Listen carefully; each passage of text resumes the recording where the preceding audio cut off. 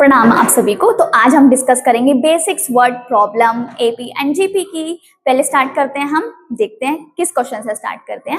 तो हमारा main motive ये है कि अगर हम रियल लाइफ में कोई बात कर रहे हैं किसी भी टॉपिक से रिलेटेड, तो हमें पता हो कहाँ पे हम एपी यूज कर सकते हैं, कहाँ पे हम जीपी यूज कर सकते हैं। तो हमने इसलिए बेसिक से स्टार्ट किया है। देखिए हमारे सामने फर्स्ट क्वेश्चन है, a person earns ₹5,000 and salary increases by ₹500 every year, find salary in 5th year. तो यानी कि हमें क्वेश्चन पढ़ के ये समझ आ गया है कि क्वेश्चन जो है वो सैलरी से रिलेटेड है। तो इस क्वेश्चन को पढ़ के हमें ये समझ आ गया कि सैलरी से रिलेटेड अगर हमारे आमने सामने कोई बात हो रही हो तो हम वहां पे एपी एंड जीपी का यूज कर सकते हैं, राइट। क्योंकि एपी एंड जीपी का ही हमारा इंट्रोडक्शन चल रहा था, तो उससे रिलेटेड ही क्वेश्चन है। तो या तो एपी यूज होगा या जीपी यूज होगा। अगर हमारा डिफरेंस सेम आएगा, जो हम सीक्वेंस बनाएंगे इस क्वेश्चन को लिंक करके, अगर हमारा डिफरेंस सेम आया तो एपी बनेगा, अगर रेशो सेम आई तो जीपी बनेगा। तो वो हम देख लेते हैं। अब देखिए हमें बोला गया है एक पर्सन की जो स्टार्टिंग सैलरी है वो 5,000 है and salary increases by ₹500 every year. हर साल उसकी जो सैलरी है 500 क्या हो रही है, बढ़ रही है। हर साल एक फिक्स्ड अमाउंट से सैलरी बढ़ रही है, यानी कि 5,000 में नेक्स्ट ईयर कितने ऐड हो जाएंगे, 5,500, और उसके नेक्स्ट ईयर कितने हो जाएंगे 6,000, उससे नेक्स्ट ईयर कितने हो जाएंगे 6,500। क्यों किया ये, क्योंकि क्वेश्चन में गिवन है हर साल 500 अमाउंट जो है वो बढ़ रहा है। फर्स्ट ईयर में 5,000, सेकेंड ईयर में 5,500, थर्ड ईयर में फिर से 500 रुपीज इंक्रीज हो गए, फोर्थ ईयर में फिर से 500 इंक्रीज हो गए। तो ये बना। अब आप डिफरेंस निकाल के देखो और इसका रेशो निकाल के देखो। आप ये देखेंगे कि जब आप डिफरेंस निकालोगे तो यहाँ पे आपका जो डिफरेंस है वो आएगा 500 रुपीज का, यानी कि जिसे हम बोलते हैं डी, जिसे आप निकालते हो A2 - A1, A3 - A2 ऐसे करके। ये हमारे सामने एक सीक्वेंस बना दी हमने जिसमें एक कांस्टेंट डिफरेंस आएगा। आप ये देखेंगे सब में 500 का डिफरेंस है, तो ये हमारी क्या हो गई, एपी होगी। यानी कि ये क्वेश्चन गिवन है आपका एपी का। ठीक है, अब हमें क्वेश्चन में क्या फाइंड करने के लिए बोला है। क्वेश्चन में बोला है कि आपकी जो स्टार्टिंग सैलरी तो हमने बता दी 5,000 है, आप ये निकालिए कि 5th ईयर में जो सैलरी है वो कितनी बनेगी। अगर शुरू की सैलरी 5,000 है तो 5th ईयर में सैलरी कितनी बनेगी। तो ये फटाफट से हमने कल nth टर्म का फॉर्मूला पढ़ा था, nth टर्म का फॉर्मूला पढ़ा था। अब आप ये कहोगे nth टर्म का फॉर्मूला ही क्यों लगाएंगे, क्यों, क्योंकि यहाँ पे देखिए हमें क्या बोला है, 5th टर्म। क्या बोला है, 5th टर्म निकालिए। तो हमने ये सीखा था कि जो हमारी nth टर्म है वो हमें क्या बताती है, टर्म नंबर। क्या बताती है, टर्म नंबर। तो यहाँ से अगर हमने ये वाला फॉर्मूला लगा दिया अपना, an is equals to a plus n-1 into में d, तो हमें पता चल जाएगा कि जो 5th नंबर पे है क्या अमाउंट आएगा। हम एक बार निकाल लेते हैं। n के प्लेस पे हम क्या रख सकते हैं, 5। क्यों n के प्लेस पे हमने 5 रखा, क्योंकि क्वेश्चन में हमें 5th ईयर की सैलरी निकालने को बोला है और ये n के है हमारा 5। तो a first term, a for first term है हमारी 5,000, addition as it is, n के प्लेस पे क्या रखेंगे 5, क्योंकि वो है टर्म नंबर। डिफरेंस क्या आएगा जब आप निकालोगे ऐसे करके, तो 500 का गैप आएगा सबके बीच में। तो यहाँ से आप इजीली अपनी 5th टर्म की वैल्यू निकाल सकते हैं, 5,000 एज इट इज। अब 5 में से बन गए 4 को आप मल्टीप्लाई करोगे 500 से, कितना आएगा, तो यहां से आप क्या करोगे, इनको ऐड कर लोगे, तो यानी कि 7,000 इसका आंसर आ जाएगा। इस क्वेश्चन के आंसर निकालने के और भी बहुत सारे तरीके हो सकते हैं। हमने ये वाला मेथड सीखा जो हमने कल डिस्कस किया था, an वाला, an के फॉर्मूले वाला, an is equal to a plus n-1 into d. किसके लिए यूज करते हैं हम ये फॉर्मूला, जब हमें अपनी nth टर्म निकालनी हो। क्वेश्चन में हमें पढ़ के पता चला जब हमने डिफरेंस निकाला कि जो हमारा डिफरेंस है वो सेम आएगा, 500 का डिफरेंस आएगा। और हमें पता है जब डिफरेंस सेम आता है, कांस्टेंट डिफरेंस आता है, तो हम उसे ही हम क्या बोलते हैं, अपनी एपी बोलते हैं। और देखिए ये एक ऐसी सीक्वेंस है जो बढ़ती जा रही है, तो ये क्वेश्चन हमें क्लियर हो गया। यानी कि इस क्वेश्चन से हमें ये क्लियर हुआ, अगर सैलरी से रिलेटेड हम किसी से कोई बात कर रहे हैं तो हमें ये देखना है कि हम एपी का यूज करेंगे या फिर जीपी का यूज करेंगे। ठीक है, अब हम डिस्कस करते हैं नेक्स्ट क्वेश्चन। अब नेक्स्ट क्वेश्चन देखिए, हमारे सामने जो क्वेश्चन गिवन है, हम ये चेक करेंगे कि एपी का क्वेश्चन है या जीपी का क्वेश्चन है।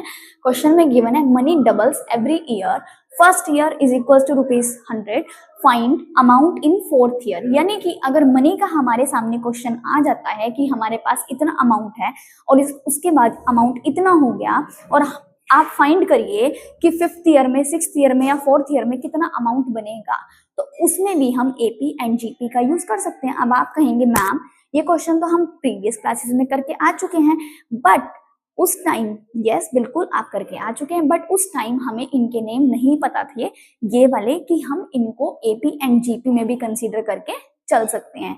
ये क्या होता है, धीरे धीरे कंसेप्ट आते हैं हमारे लेवल के अकॉर्डिंग। तो अब हम ये देख लेते हैं, मनी डबल्स एवरी ईयर। सबसे पहले तो फर्स्ट ईयर में देखिए हमारे पास जो मनी थी वो कितनी थी, 100। फर्स्ट ईयर में जो हमारे पास मनी थी वो कितनी थी, 100। अब इन्होंने बोला है हर साल जो मनी है डबल हो रही है। डबल का मतलब दो गुना, यानी कि अगर मैं इसे 2 से मल्टीप्लाई करूं, किसे, 100 को मैं 2 से मल्टीप्लाई करूंगी तो मुझे 200 मिल जाएगा। 200 को 2 से मल्टीप्लाई करूंगी तो क्या मिलेगा, 400। 400 को 2 से मल्टीप्लाई करूंगी तो क्या मिलेगा, 800। 800 को 2 से मल्टीप्लाई करूंगी तो 1600, यही मिलेगा, है ना। इस तरीके से मनी जो है वो क्या हो रही है, डबल हो रही है। अब हमें क्या निकालना है, अब देखिए हमें पहले तो ये देखना है, सबसे पहले ये एपी है या फिर जीपी है, उसके बाद हम चलेंगे आगे। अब देखिए अगर मैं 200 में से 100 को सब्ट्रैक्ट करूं, 200 माइनस 100 करूं तो कितना आएगा, 100 आएगा। 400 में से 200 को सब्ट्रैक्ट करोगे तो क्या आएगा, 200 आएगा। तो क्या ये डिफरेंस सेम आ रहा है, नहीं, डिफरेंस सेम नहीं आ रहा। दैट मीन्स ये हमारी एपी नहीं है। तो एपी के लिए तो हमने देख लिया, डिफरेंस निकालते हैं। जीपी के लिए हम क्या करते हैं, जीपी के लिए हम रेशो फाइंड करते हैं। क्या फाइंड करते हैं, रेशो फाइंड करते हैं। रेशो कैसे निकालते हैं, जो हमारी नेक्स्ट टर्म है डेट इज 200, जिसे हम अपना A2 भी बोलेंगे, उसे हम किससे डिवाइड करते हैं, A1 से, जो हमारा है 100 अकॉर्डिंग टू दिस क्वेश्चन। तो यहाँ पे अगर हमने रेशो फाइंड करी तो हमारा आंसर क्या आएगा, 2 आएगा। ऐसे ही 400 को जब आप 2 से डिवाइड करोगे 200 से, तब भी आपका क्या आएगा, 2 आएगा। ऐसे ही आप आगे करोगे, 800 को जब 400 से डिवाइड करोगे तब भी आपके पास 2 आएगा। 600 को 800 से करोगे तब भी आपके पास 2 ही हमारे पास आएगा। तो यानी कि हमारा जो है रेशो क्या है, सेम है। रेशो क्या है, सेम है। और हर बार हमारा मल्टीप्लाई हो रहा है 2। 100 को 2 से मल्टीप्लाई किया 200 आया, 200 को 2 से मल्टीप्लाई किया 400 आया, 400 को 2 से मल्टीप्लाई किया तो क्या आया, 800 आया, 800 को 2 से मल्टीप्लाई किया तो हमारे पास क्या आ गया, 1600 आ गया। राइट, ये हमें समझ आ गया। यानी कि अगर हमारी रेशो सेम है और हर बार हम सेम नंबर से मल्टीप्लाई कर रहे हैं, दैट मीन्स वो हमारी क्या बन रही है, जीपी बन रही है। क्या बन रही है, जीपी बन रही है। एपी क्यों नहीं बनी, क्योंकि हमने अभी डिफरेंस निकाल के देखा जीपी, तो वो एपी हमारी नहीं बन रही थी। अब हम क्या करेंगे, इसमें क्या निकालना है हमें, अब हम नेक्स्ट मूव करेंगे। अब हमें जो निकालना है, हमें बोला गया है आप अमाउंट फाइंड करिए फोर्थ ईयर में। तो यानी कि हमारे पास शुरू में कितने पैसे थे, 100 रुपीज थे, और हर साल हमारे पैसे डबल होते गए। तो इसलिए अब हमें निकालना है कि फोर्थ ईयर में हमारे पास कितने पैसे बन जाएंगे। लेकिन हमने तो फोर्थ ईयर पहले ही निकाल लिया, तो क्यों ना इससे कुछ आगे का ईयर यहाँ पे लिख दिया जाए। राइट, हमने तो निकाल ही लिया, ऑलरेडी हमने लिख दिया। तो ये कितने ईयर हो गए, 1 2 3 4 5। क्यों ना हम यहाँ पे 8th ईयर का निकाल के देख लें, ठीक है ना। 8th ईयर का निकाल के देख लेते हैं। तो हमें पता है जब हमने कल जीपी का कंसेप्ट डिस्कस किया था तो हमने ये बताया था कि जीपी के लिए हम क्या फॉर्मूला लगाते हैं, nth टर्म निकालने के लिए। इसमें भी तो nth टर्म निकालनी है, 8th ईयर टर्म नंबर। तो इसके लिए हमने जो फॉर्मूला पढ़ा था, a multiply r raise to the power n-1। ये फॉर्मूला किसके लिए लगाते हैं हम, जीपी के लिए। कब लगाते हैं, जब हमें क्या फाइंड करनी हो, अपनी nth टर्म। तो यहाँ पे n क्या है, n की वैल्यू क्या है हमारे सामने, यहाँ पे इस क्वेश्चन के अकॉर्डिंग n की वैल्यू है हमारे सामने 8। तो जहाँ पे n होगा उसको हम किससे रिप्लेस करेंगे, 8 से। क्यों 8 से क्यों करेंगे, क्योंकि क्वेश्चन में गिवन है कि आप फर्स्ट ईयर की वैल्यू आपको ऑलरेडी गिवन है, आप 8 ईयर की हमें निकाल के बताइए कि कितना अमाउंट बन जाएगा, कितनी मनी आपके पास हो जाएगी। तो यहाँ पे हम लिखेंगे A8 is equals to, A क्या है हमारी फर्स्ट टर्म जो कि है 100 मल्टीप्लाई, और R क्या है, अभी हमने निकाल के देखी थी रेशो। हमने देखा था जब भी हमने रेशो फाइंड करी थी जब हमने 200 को 100 से डिवाइड करा था, A2 डिवाइडेड बाय A1 करा था तो 2, और हर बार हमारी रेशो क्या आ रही थी, सेम आ रही थी, 2 2 2 2 2 ऐसे ही आ रही थी। तो यानी कि यहाँ पे हमारा R क्या बन गया 2 और N है हमारा 8 में से हमने क्या करना है 1 को सब्ट्रैक्ट करना है। तो यहाँ से हम अपनी 8 टर्म की वैल्यू इजीली निकाल सकते हैं, 100 multiply 2 raise to the power 8 में से 1 गए 7। तो इस तरीके से हम इजीली अपनी वैल्यू को निकाल लेंगे। अब देखिए 100 है, अब हमें पता है 2 रेज टू द पावर 5 कितना होता है हमारे सामने 32 को अगर हम 4 से मल्टीप्लाई करेंगे 128 यानी कि 12800, ये हमारा फाइनल हो जाएगा आंसर, ये हमारा हो जाएगा आंसर।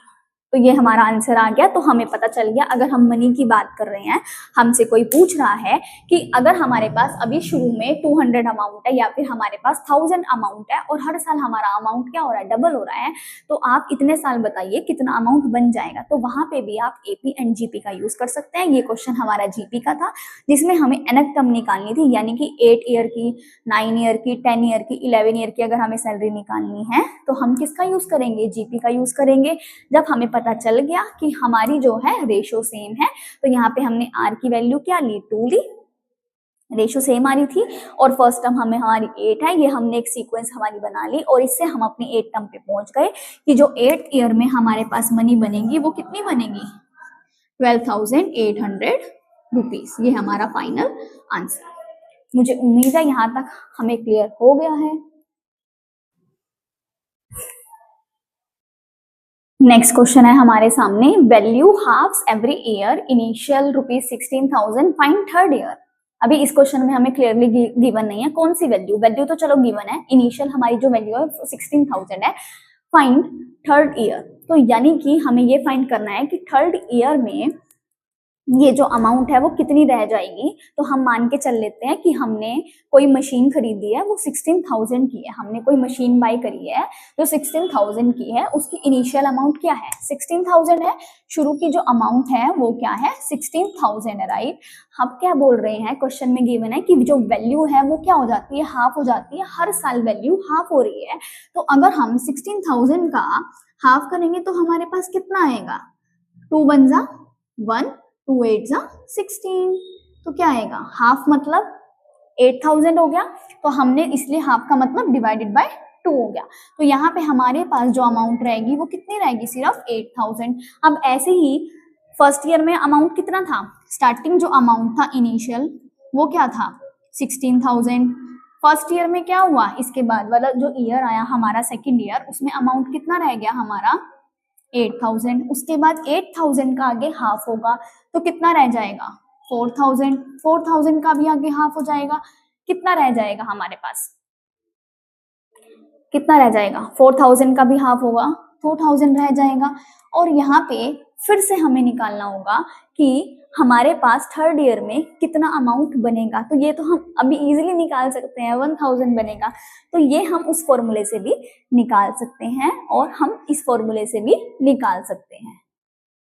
तो हमें अपना यहाँ पे ईयर बढ़ाना होगा, 1 2 3 4 हम निकाल लेते हैं 5th ईयर में, राइट, क्योंकि ये तो हमने निकाल लिया। और ये हमें वैसे हम ये देख के भी बता सकते हैं कि ये हमारा जो अमाउंट है ये कितना रह गया, सिर्फ 1,000 रह गया। कैसे रह गया 1,000, 2,000 का भी हाफ कर दोगे तो कितना बनेगा, 1,000 ही तो बनेगा। एक बार फटाफट से देख लेते हैं, यानी कि जो हमारा यहाँ पे क्या हो रहा है, अमाउंट डिक्रीज हो रहा है, अमाउंट हमारा क्या हो रहा है, डिक्रीज हो रहा है। तो हमें ये बताइए ये एपी है या फिर जीपी है। जीपी के लिए हम क्या करते हैं, जीपी के लिए हम रेशो फाइंड करते हैं। तो हम क्या करेंगे, सेकेंड टर्म को जब हम इससे डिवाइड करेंगे अपनी फर्स्ट टर्म से, तो हमें पता है हमारा आंसर क्या आएगा, 8 1 जा 8, 8 2 जा 16, यानी कि 1/2, जो कि एक फ्रैक्शनल वैल्यू है।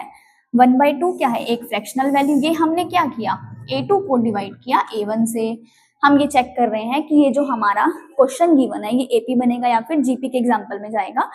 और हमने ऐसे ही A3 को जब डिवाइड करेंगे A2 से, तो हमारे पास क्या आएगा, 4,000 डिवाइडेड बाय 8,000।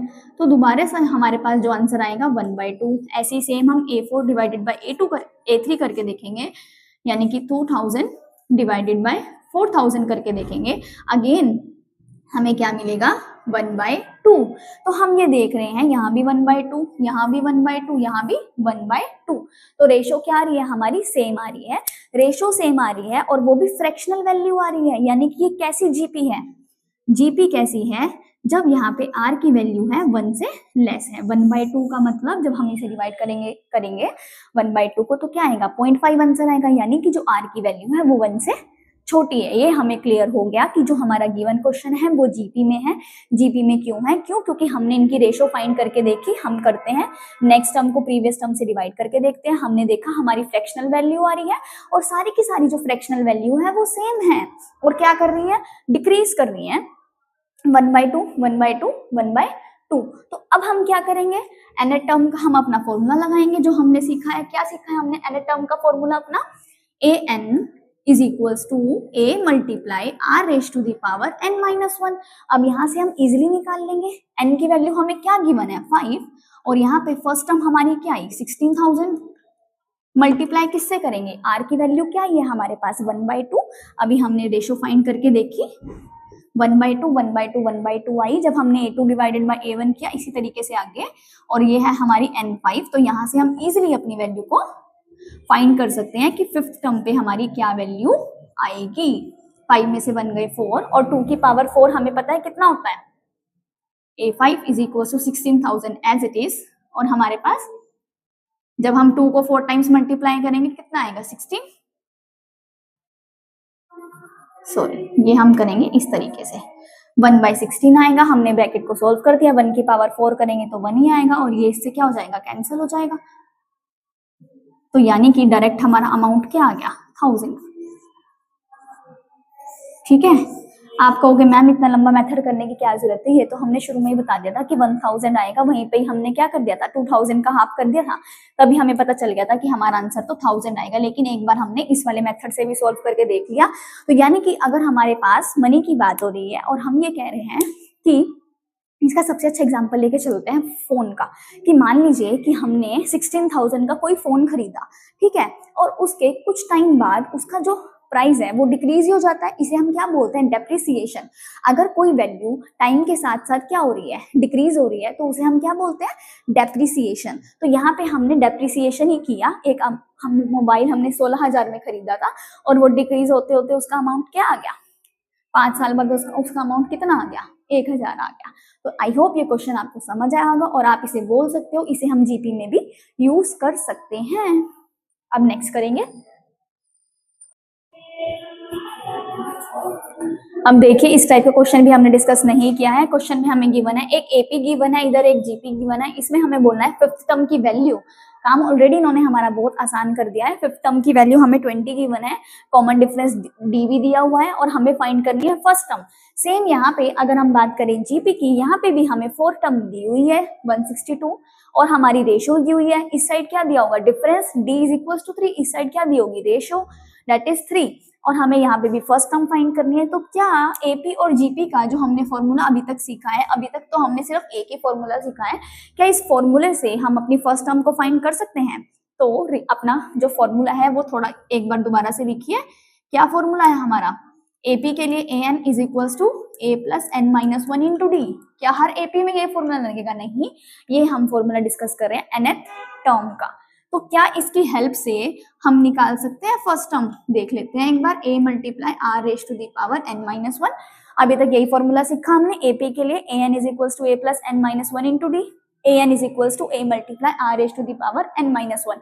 ये हम कब लगाते हैं फॉर्मूला? जब हमें फाइंड करनी होती है nth टर्म। क्या फाइंड करनी होती है? nth टर्म के लिए फॉर्मूला हमने अभी तक सीखा है for AP and for GP के लिए। तो एक बार देख लेते हैं, ए एन यानी कि ए एन की वैल्यू क्या गिवन है, फिफ्थ टर्म निकालनी है, तो एन के प्लेस पे मैं 5 लिख सकती हूँ ऑलरेडी जो हमें गिवन है। अब हमें फर्स्ट टर्म ही नहीं गिवन, ए ही तो हमारी फर्स्ट टर्म होती है ना, वही हमें गिवन नहीं है, वही हमें फाइंड करनी है। तो n की वैल्यू हमें गिवन है, यस 5 ही तो हमारा n है, तो 5 माइनस 1। डी की वैल्यू गिवन नहीं है, नहीं, डी की वैल्यू हमें गिवन है, दैट इज योर 3। तो यहाँ से हम निकाल लेंगे अपना फर्स्ट टर्म, ए को एज इट इज रखेंगे जिसकी वैल्यू हमें नहीं पता है। 5 में से बन गए 4, 4 मल्टीप्लाई 3 दैट इज 12। तो यहाँ से हम अपना ए कैसे निकालेंगे? अरे एक गलती कर दी, यस, A5 की वैल्यू भी तो हमें गिवन है 20, तो अगर A5 की वैल्यू हम स्टार्टिंग में यहाँ पे पुट कर सकते हैं अपने सेकेंड स्टेप में, तो A5 की वैल्यू हमें 20 गिवन है, तो यहाँ से हम इजिली अपनी फर्स्ट टर्म निकाल सकते हैं। जो हमें नहीं चाहिए उसको हम ले जाएंगे अपने लेफ्ट साइड में, जो चाहिए उसको एक साइड कर लेंगे। 20 में से हमारे 12 गए तो हमारे पास आ जाएगा 8, तो यानी कि फर्स्ट टर्म की वैल्यू आ जाएगी हमारे पास 8। तो यानी कि हमें इस बार कोई सीक्वेंस गिवन नहीं थी, कुछ गिवन नहीं था, बस हमें क्या गिवन था, फर्स्ट टर्म गिवन नहीं थी, हमें गिवन था कॉमन डिफरेंस, और हमारी फिफ्थ टर्म की वैल्यू बताई हुई थी। हमने यहाँ पे A5 लिखा, A5 की वैल्यू हमें 20 ऑलरेडी गिवन थी, उसकी हेल्प से हमने nth टर्म का फॉर्मूला लगाया और हमने अपनी फर्स्ट टर्म फाइंड कर ली। ऐसे ही सेम जीपी का क्वेश्चन हो जाएगा। अब हम क्या करेंगे, यहाँ पे हमें क्या बोला है, कौन सी टर्म की वैल्यू दी हुई है, फोर्थ टर्म की, तो यहाँ पे लिख देंगे A4 is equals to A हमें गिवन नहीं है, रेशो की वैल्यू हमें गिवन है डेट इज 3, n की वैल्यू हमें क्या गिवन है 4, 4 में से 1 गए। अब यहाँ नेक्स्ट स्टेप में मैं क्या पुट कर दूंगी, A4 की वैल्यू जो हमें गिवन है अपनी 162। अब यहाँ से मेरा A इजिली निकल जाएगा, 3 रेज टू दी पावर 3, 4 में से 1 गए 3, और जब हम करेंगे इसकी पावर तो कितना आएगा, 3 को आप 3 टाइम्स मल्टीप्लाई करोगे, 3 रेज टू दी पावर 3 का मतलब 3 कितनी बार मल्टीप्लाई हो रहा है, 3 टाइम्स, तो यहाँ पे क्या जाएगा 27।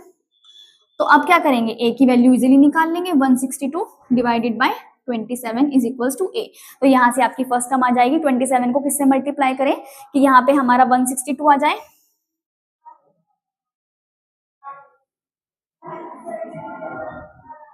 सिक्स से मल्टीप्लाई करके देखें, 162 आ गया। तो यानी कि अगर हम 27 को 6 से मल्टीप्लाई करते हैं तो हमें अपनी फर्स्ट टर्म मिल जाती है। तो यही हमें निकालना था, A stands for first term. यहां से हम अपनी फर्स्ट टर्म निकालने में हुए सफल। मुझे उम्मीद है आपको ये बेसिक क्वेश्चन समझ आ गए होंगे। एपी और जीपी के हमने डिस्कस कर लिए, ठीक है, एपी के भी कर लिए और जीपी के भी कर लिए। Thank you so much.